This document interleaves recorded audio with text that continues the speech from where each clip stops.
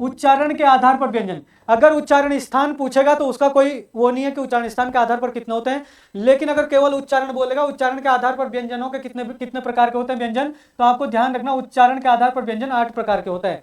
उच्चारण के आधार पर बोला, उच्चारण स्थान के आधार पर नहीं बोल रहा। देखो उच्चारण और उच्चारण स्थान में क्या फर्क है कि हम व्यंजनों का उच्चारण कर रहे हैं, कैसे भी कर रहे हैं उच्चारण उच्चारण कर रहे हैं, बस बोल रहे हैं उसको, किस तरीके से बोल रहे हैं वो नहीं, बस केवल उच्चारण हो रहा है बस। और एक है उच्चारण स्थान।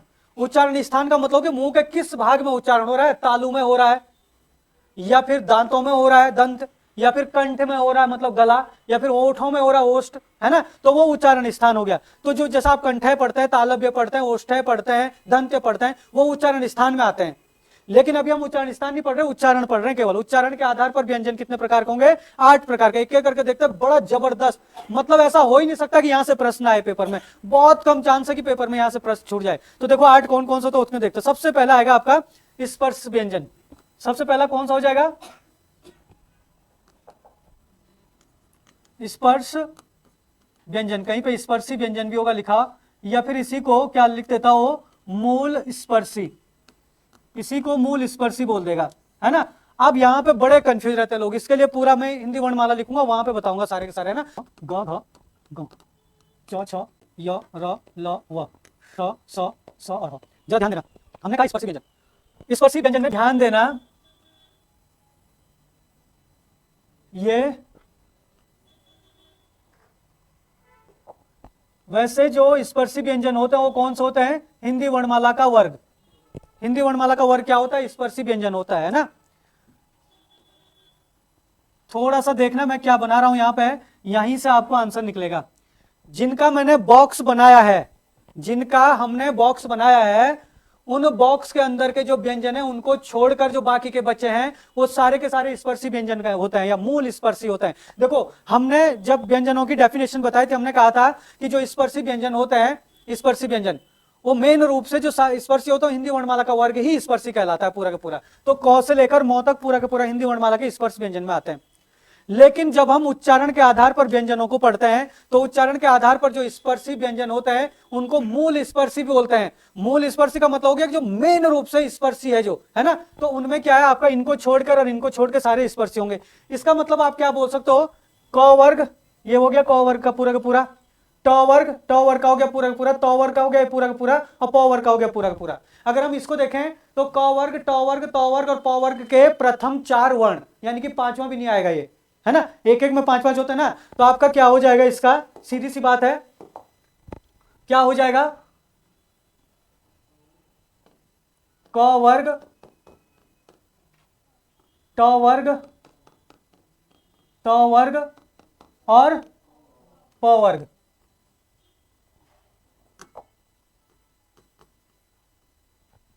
के प्रथम 4 वर्ण क्या होते हैं, स्पर्श व्यंजन होते हैं, यानी मूल स्पर्शी होते हैं। मूल रूप से जो स्पर्शी व्यंजन है, किसका आधार पर, किसका आधार पर, उच्चारण के आधार पर, ठीक है ना। तो स्पर्श जो मतलब मेन रूप से जो है स्पर्श करते हैं, ठीक है।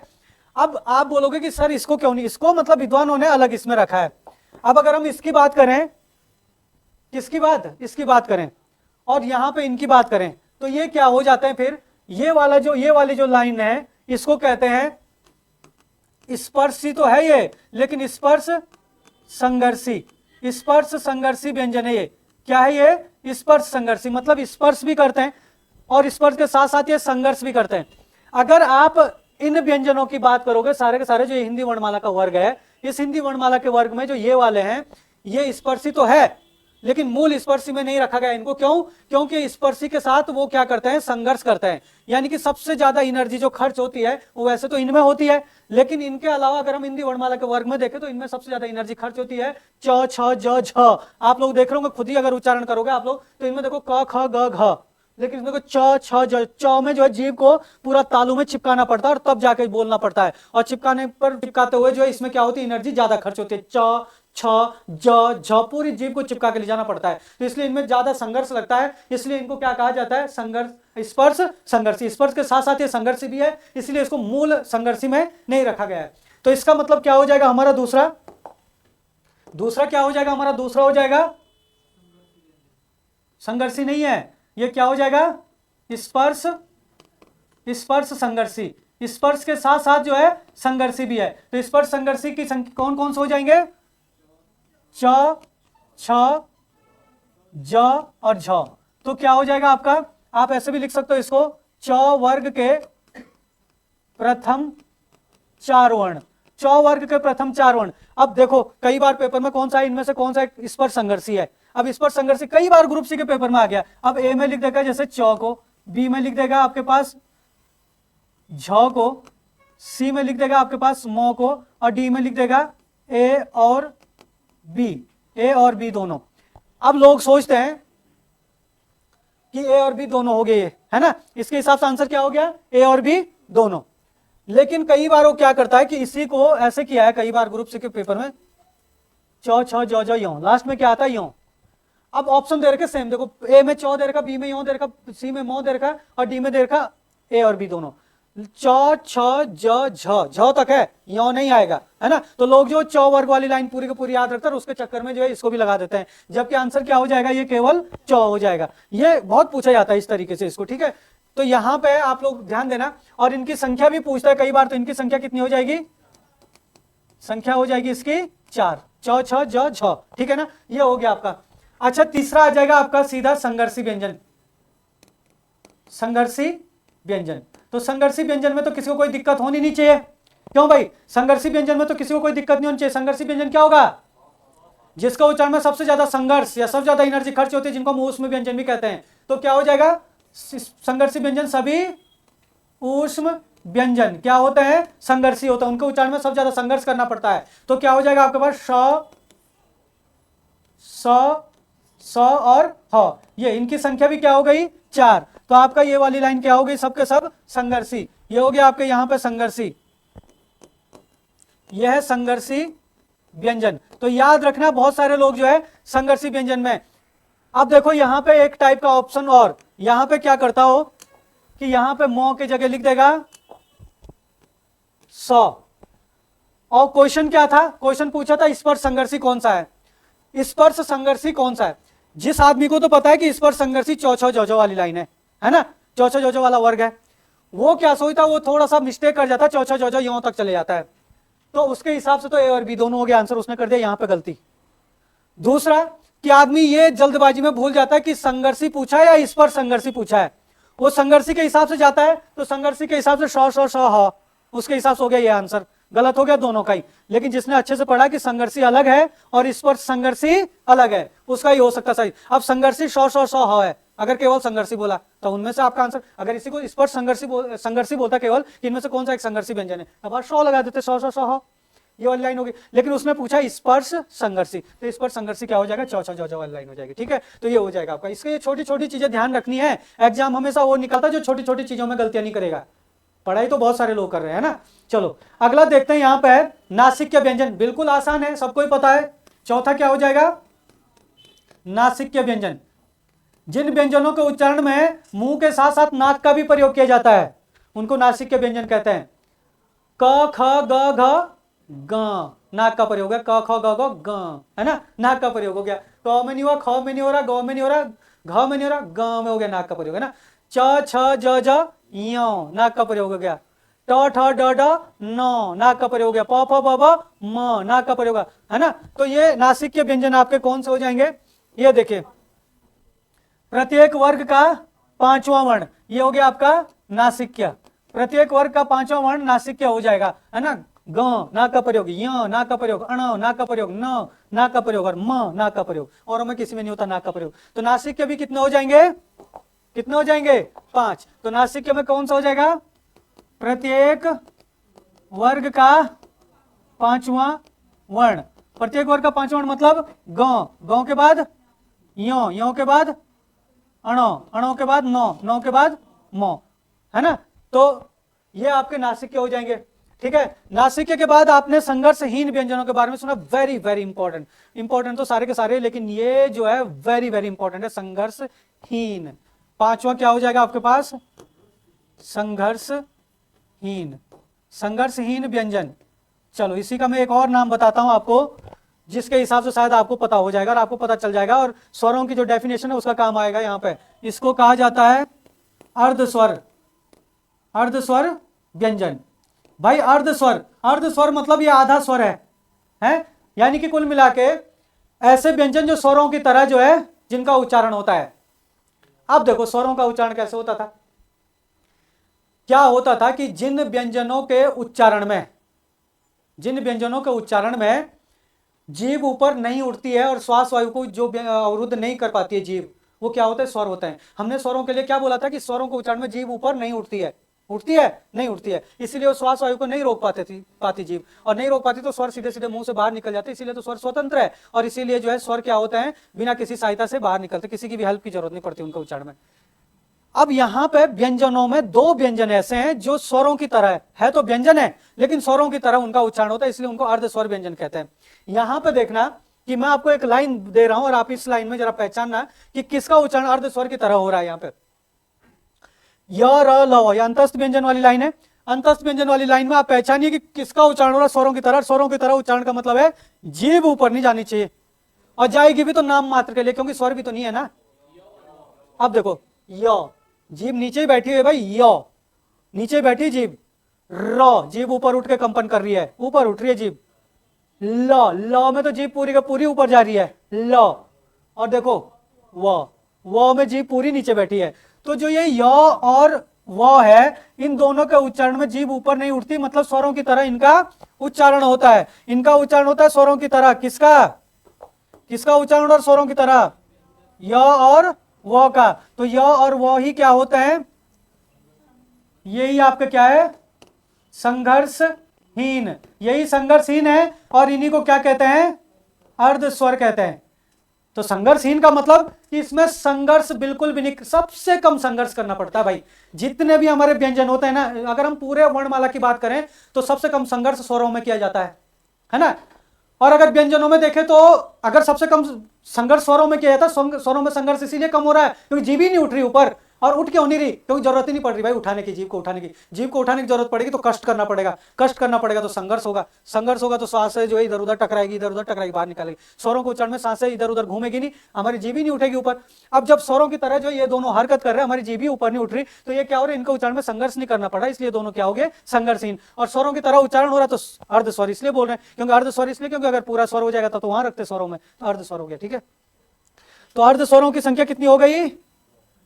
कितनी? दो। तो अर्धस्वर हो गए दो। कौन से? य, एक हो गया य और दूसरा हो गया व, य और व। ये हो गया अर्धस्वर या संघर्षहीन व्यंजन या अर्धस्वर व्यंजन। इसके बाद आएगा आपका प्रकंपित व्यंजन या लुंठित व्यंजन। क्या आ जाएगा? प्रकंपित व्यंजन, या फिर इसी को बोलते हैं लुंठित व्यंजन।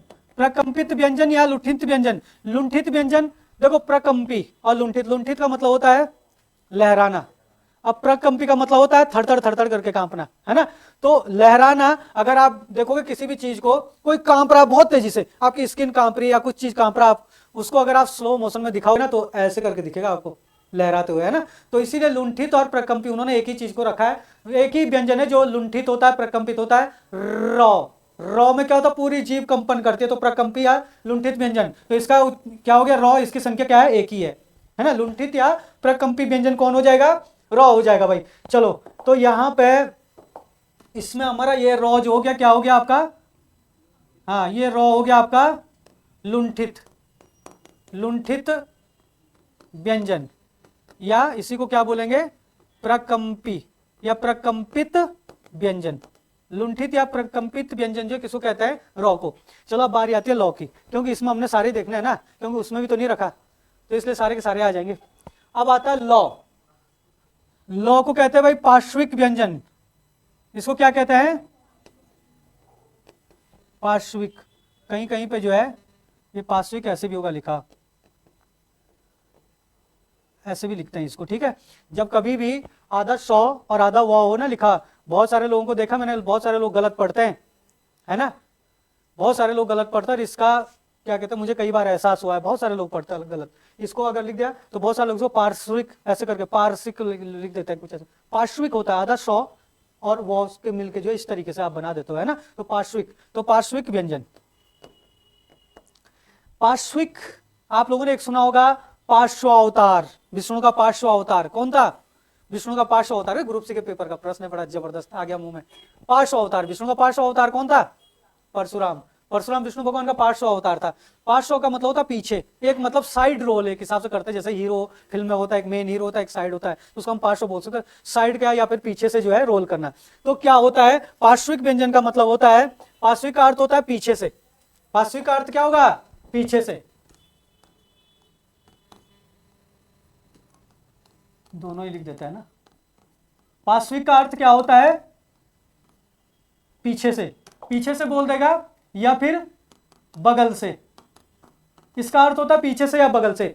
जिन व्यंजनों का उच्चारण में जीभ मसूड़ों को छुए या दांतों ऊपर तालु को छुए और श्वास वायु बगल से गुजरे, उसको पार्श्व व्यंजन कहते हैं। अब देखो, जीभ बगल से तभी गुजरेगी ना जब जीभ तो हमारी सांसें निकलेगी, जीभ चलेगी ऊपर तालु पे, ऐसे। तालु क्या होता है? मुंह का ऊपर वाला हिस्सा। अब तालु पे जब जीभ लग जाएगी ऊपर तो सांसें कैसे आ जाएगी? जीभ के ऊपर से आ ही नहीं पाएगी बाहर, तो कहां से आना पड़ेगा सांसों को? जीभ के बगल से आना पड़ेगा। तो श्वास वायु जिन व्यंजनों को उच्चारण में जीभ के बगल से गुजरे उनको पार्श्व व्यंजन कहते हैं। तो क्या होता है कि जो व्यंजन आपका लौ है, इसकी संख्या एक है और वो है लौ। लौ के उच्चारण करते समय हमारी जीभ मसूड़ों को या दांतों को या दांतों के पीछे वाले हिस्से को या तालु को छूती है और श्वास वायु क्या है? बगल से गुजरती है, इसीलिए लौ को क्या बोलते हैं? पार्श्विक व्यंजन कहते हैं। कौन से नंबर का था ये? 7 नंबर। तो हमने क्या बताया था उच्चारण के आधार पर व्यंजन कितने होते हैं? 8। तो 8वां और लास्ट बचता आपका ताड़न जात। क्या बचता है? ताड़न जात। और जो ताड़न जात है इसी को उत्क्षिप्त व्यंजन भी कहते हैं। उत्क्षिप्त व्यंजन, ठीक है भाई। इसी को फेंका हुआ व्यंजन भी कहते हैं, फेंका हुआ व्यंजन भी बोलते हैं। इसी को द्विगुण व्यंजन भी कहते हैं। ये देखिए जरा कमाल की बात, इतने नामों से जाना जाता है, सारे नामों को डिफाइन करते हैं। क्यों? सारे के सारे नाम जानते हैं, क्यों? लास्ट है हमारे पास, है ना। सबसे पहले तो जान लो कि है कौन से। इनकी संख्या 2 है, एक है आपका ये और एक है आपका ये, ठीक है। देख रखे ना दोनों।